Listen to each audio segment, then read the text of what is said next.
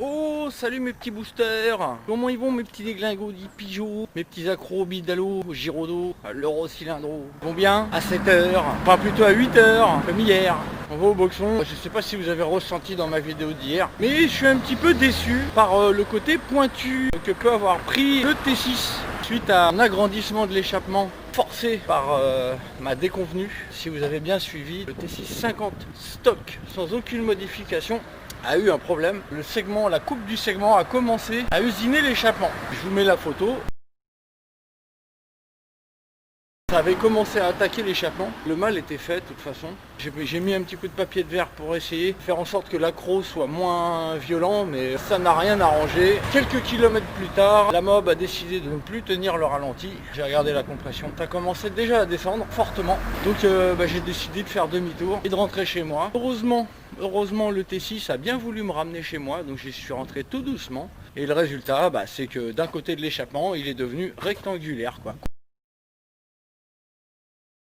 Complètement usiné par le passage du segment qui s'engouffrait dedans. J'ai pensé quelques instants que c'était fini, mais suite à quelques coups de Dremel, j'ai réussi à donner une forme à peu près convenable à l'échappement.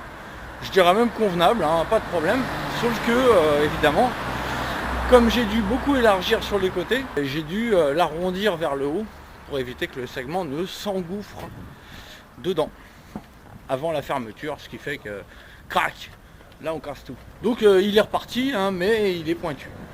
Donc j'hésitais quant à la suite des événements, mais bon, on va rajouter des épisodes. Là je vais le démonter pour y faire encore des modifs, pour essayer de regagner de la puissance à bas régime, donc remplir la courbe de puissance. Parce que là en fait ce qui se passe, c'est que la puissance arrive vraiment d'un coup, mais à haut régime. Et en dessous, il n'y a pas vraiment beaucoup de puissance, donc c'est pas vraiment vif à la reprise tant qu'on n'est pas vraiment au régime de puissance. Bon allez, je vous reprends en bas et puis on va voir ça.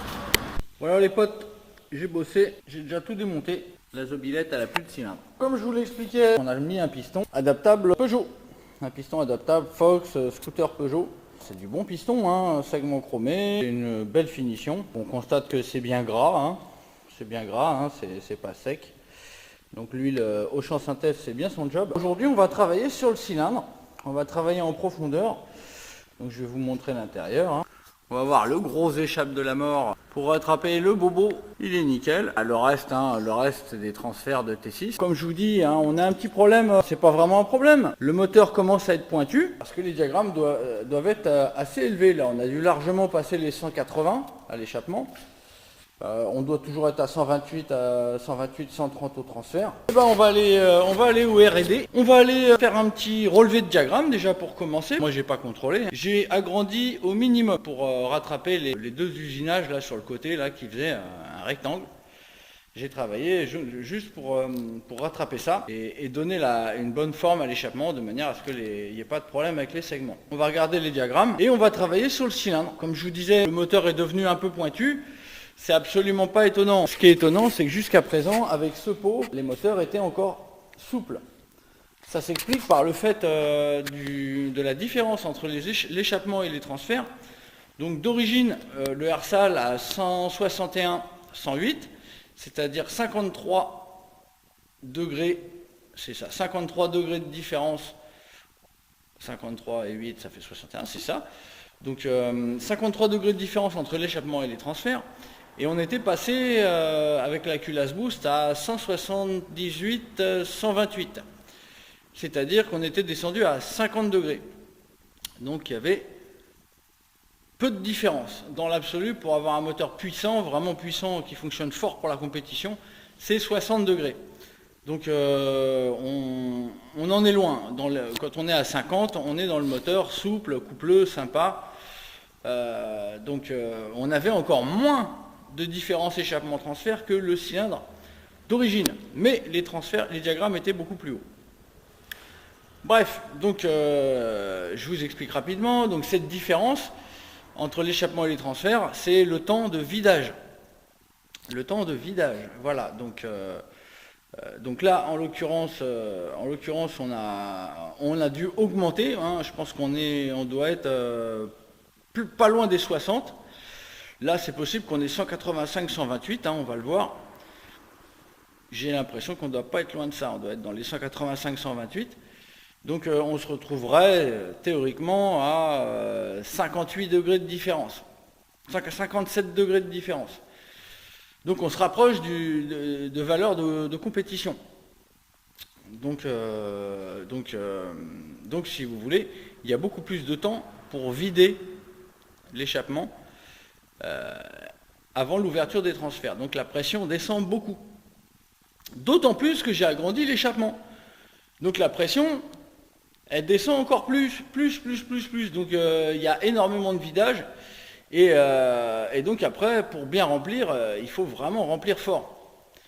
Pour avoir la bonne quantité de gaz avant la compression. Donc là, a priori, en théorie, on manque de gaz. On doit manquer de gaz, on doit manquer de pression. Donc, enfin, tout ça, c'est de la théorie, hein. Moi, je vous parle après en pratique. Moi, avec l'habitude de préparer mes cylindres, j'ai remarqué que quand on ouvre les transferts, quand on agrandit les transferts, hein, quand on augmente la surface de transfert, on se retrouve avec un moteur plus coupleux. Donc, si vous faites le rapprochement entre le manque de pression, le fait que ce soit plus coupleux dans la pratique quand on augmente la surface de transfert, on trouve une petite coïncidence. Donc moi ce que je vais faire, je vais travailler dans le T6 et je vais donc travailler sur la surface de transfert. Donc je vais augmenter la surface de transfert en diminuant la barrette qui sépare les transferts. Et je vais également essayer d'optimiser au mieux la forme des transferts, sans changer les diagrammes. Voilà ce que je vais faire chez moi. Je vais sortir le renvoi d'angle. Donc au final, on devrait avoir un moteur qui va réagir beaucoup mieux à la poignée d'accélérateur. Vous allez voir, on ne va changer aucun réglage. Vous pourrez comparer par rapport à la vidéo d'hier. Vous pouvez voir qu'à chaud, la machine a un peu plus de mal. Elle est un peu molle. Bon, elle fait ça, elle est un peu molle, alors qu'à froid, c'est... Mon objectif, ce serait qu'à chaud, ça soit vif. Voilà ce que je vais essayer de travailler aujourd'hui. On va sortir la Dremel et on va refaire des copeaux. Puis je vais essayer aussi de bien fignoler l'échappement maintenant que j'ai confirmé que ça fonctionne. Au final, ça va faire un super cylindre, bien fiable avec les deux segments. Et donc, en principe, vous serez motivé pour le gagner. Ça profitera à ma cagnotte. Sinon, je ne m'embêterai pas à préparer un Arsal T6 qui, a priori, ne me servira à rien. On va faire un super cylindre, comme ça vous aurez envie de le gagner, comme ça je gagnerai plein de sous dans ma petite cagnotte, et je pourrais m'acheter un pot, je pourrais m'acheter ma belle GoPro, j'aimerais bien acheter la dernière, elle coûte super cher, mais bon vu que je suis pas prêt d'en changer, j'aimerais bien avoir une version récente. Mais sinon, c'est pas grave, hein, si ma cagnotte ne monte pas, si personne ne veut de mon cylindre que j'ai amélioré, tant pis, j'achèterai une GoPro 7, voire moins, et puis un pot plus souple. Voilà les potes, donc on se retrouve au R&D avec le cylindre, la Dremel en main, on attaquera et puis je vous montrerai petit à petit ce que j'ai fait. Allez, à toutes. On va s'aligner avec la cale, donc si vous voyez bien, là l'arrière des transferts, là il y a un petit peu de matos à enlever, donc l'autre côté aussi. Au niveau du piston, hein, il y a une lumière d'enfer à l'arrière, hein, d'ailleurs c'est incroyable parce qu'elle est plus basse que les latéraux. D'habitude c'est l'inverse. Donc pareil, hein, sur le piston on va enlever un peu de matière, on va l'ouvrir. Et puis comme je vous ai dit, là les transferts, vous voyez la barrette qui sépare les deux latéraux, bah, on va l'affiner. De l'autre côté, c'est kiff bourricot. On va affiner aussi. Et puis l'échappe, on va essayer de lui faire une petite finition à l'intérieur, histoire qu'il soit bien lisse. Voilà. Le petit T6 quasi neuf, hein, qui a failli mourir, est de nouveau en vie et plus que jamais. Allez, on va essayer de lui donner une patate de fou.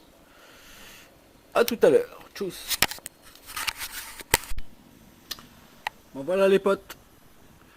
Donc on a bossé sur les couloirs là. Hein. Donc bon nettoyage des couloirs. Il y a des endroits où ça coince. Donc on a bossé un petit peu pour que ça coince plus. Maintenant, c'est du bon T6. Maintenant, il n'y a plus qu'à faire ce que je vous ai dit hein, au niveau des séparateurs de transfert. Je vais bosser là-dessus. Donc une petite clope et puis j'attaque. Allez, à toutes. Yop. Bon. Voilà comme c'était à l'origine. Et voilà où je me dirige. Voilà, c'est quand même un petit peu plus mignon. Ça va respirer un petit peu mieux. Voilà, allez, à toutes. Bon, ben voilà, un côté et l'autre côté. Voilà, donc ça, bah c'est le T6 de la mort maintenant. C'est un T6 de killer. Il n'y a plus qu'à monter. Il n'y a plus qu'à monter ça. Et ça va pulsar. Ça va pulsar. Voilà, et il sera bientôt à l'un d'entre vous. Généreux donateur. Mes petits boosters. Allez, tchuss. Bon voilà les potes. Ah, il est fini le T6 de la mort.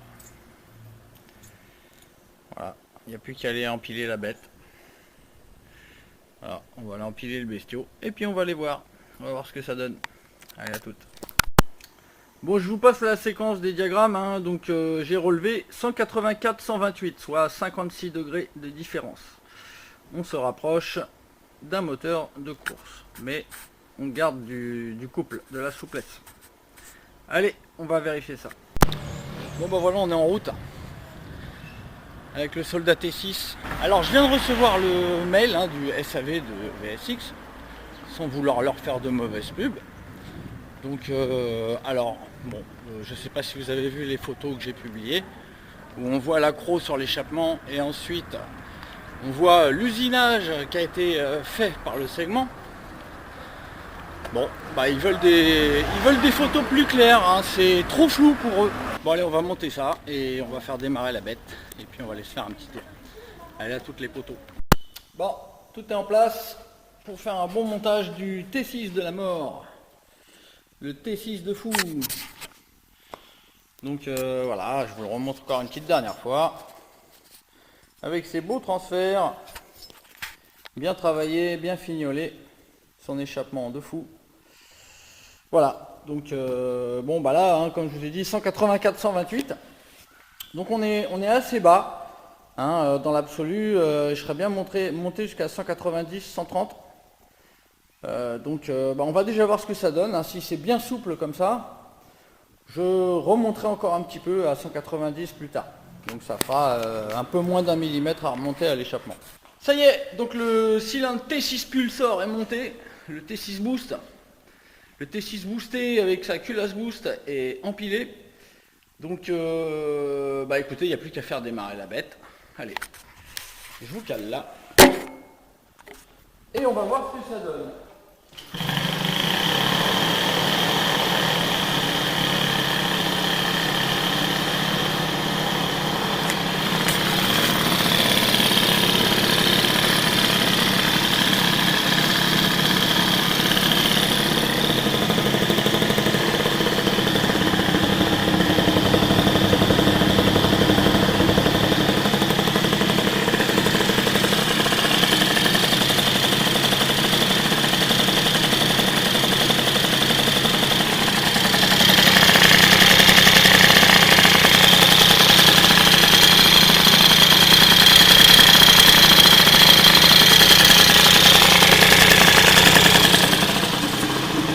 Allez hop, on va prendre un peu de régime, on va voir à quel moment ça s'énerve.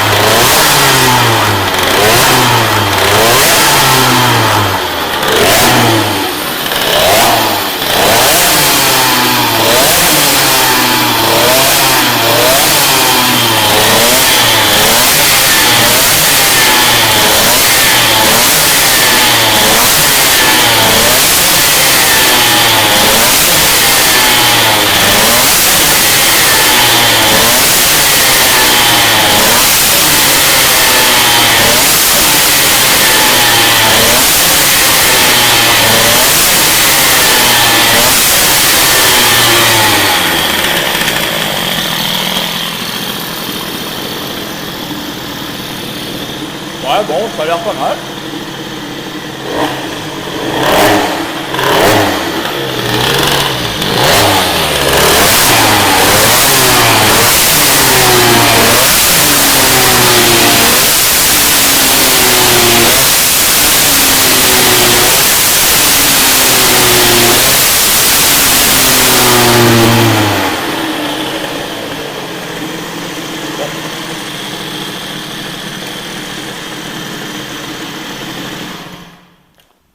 Bon, ça marche toujours, hein. Il n'y a pas de problème. Ouh là là, la courroie.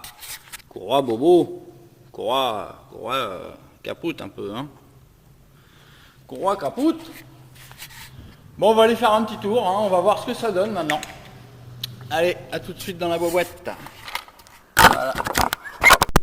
Bon, là on est parti pour tester ce petit boosted. Donc je n'ai changé aucun réglage par rapport à avant la préparation de l'échappement. Donc on va voir ce que ça donne, ce travail sur l'embase et sur les transferts, sur les lumières de transfert.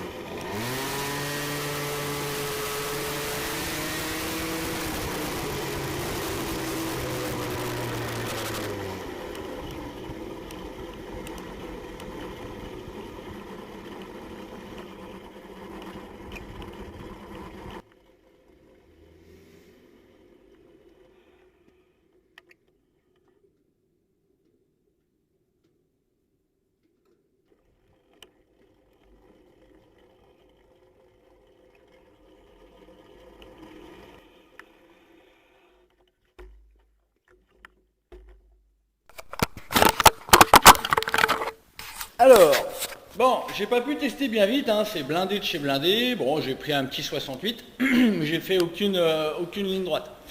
Alors, de mon avis, c'est mieux qu'avant. Maintenant, à chaud, ça n'a plus de problème au démarrage, ça part bien. À tous les démarrages, même bien chaud. À savoir que je suis parti ici, après l'avoir bien fait tourner sur la béquille, elle était déjà chaude en partant. Et là, en plus, je lui ai fait un tour. Bon, j'ai un peu ouaté quand même, hein, mais j'ai pas tiré de ligne droite. Plus je me suis tapé des feux rouges, donc là ça chauffe à l'arrêt, ça refroidit pas. Donc pour moi c'est positif, en tout cas j'ai rien perdu, ça c'est sûr. Je n'ai rien perdu. Par contre regardez la courroie, elle est en lambeaux. Donc là il va falloir que je fasse quelque chose. Il va falloir que je change de courroie. Elle est dead de chez dead. Là, la suite, c'est les fils qui se prennent dans le vario, et puis et la fin des haricots. Voilà, bon bah les potes, la mob elle tourne bien, là, elle tourne nickel. Là, alors si j'avais l'ancien pot, ça serait super souple. Là, avec celui-là, c'est un peu pointu. Si je mettais le Doppler, ça serait beaucoup moins pointu. D'ailleurs, ça serait peut-être mieux avec le Doppler. Enfin, il faudrait que j'essaye de ressouder l'autre. Hein. Je vous cache pas que c'est une mission assez impossible. Hein. De la tôle de 0,7 qui a des dizaines d'années, rouillée, calaminée, à l'arc, il y a intérêt de toucher sa bille. Hein. Donc, je vais sûrement essayer. Je vais l'emmener à la maison, hein, le Mostikit, comme je l'appelle, un mélange de peau Most et de peau Barikit. Donc, il est top l'autre pot. Hein. C'est avec celui-là que j'ai fait 125. Là, en fait, j'ai un problème, c'est-à-dire que là j'ai un pot, hein, normalement je devrais pouvoir prendre 12 500, 13 000, et là je le sens, hein, j'arrive à 11 200 à peu près, j'ai vu en regardant le compte tour, hein, il faut multiplier par 2, à partir de 8 000 tours il faut multiplier par 2, hein, ce qu'il affiche. Donc je passais les 11 000, je dois être à 11 200, peut-être 11 300, et il y a quelque chose dans le moteur qui ne va pas, et j'ai tout essayé, hein, et c'était la même chose avec le cylindre liquide. Le cylindre liquide, j'avais essayé de lui mettre ce pot-là et j'arrivais péniblement à 12 000. Et après, ça faisait un phénomène de saturation, c'est-à-dire que ça faisait comme si l'allumage se mettait à déconner. Mais en fait, vu que j'ai tout essayé, j'ai même là changé d'allumage, là j'ai plus le même cylindre du tout. La seule chose qui reste, c'est les clapets. Donc à mon avis, les clapets, ils doivent être trop fins. Et ils s'affolent à haut régime, ils font n'importe quoi, ce qui font que le moteur ne fonctionne plus. Donc il faudrait que je mette du clapet plus épais. Donc, pour exploiter ce pot.